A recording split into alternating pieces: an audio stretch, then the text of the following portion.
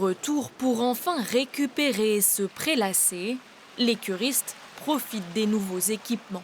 Avant, c'était ancien, c'était des tubes avec des rideaux en bleu marine. Avec tous les travaux qu'il y a eu, c'est beaucoup plus agréable, c'est moins vieux. On a plus le temps d'un soin à l'autre. Multiplication des bassins et rénovation des espaces, presque tout a été refait à neuf en 4 ans. Comment allez-vous aujourd'hui? Bien.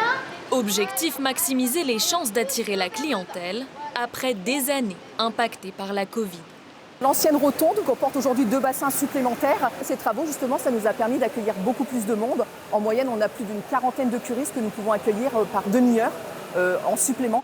Si la fréquentation est en hausse, la directrice du complexe observe encore un manque à gagner sur près de 2000 réservations pour retrouver son niveau d'avant-crise. Ça prend du temps de faire à nouveau confiance aussi, de tourner la page aussi du Covid. On en parle encore, on en parle moins, mais on en parle encore.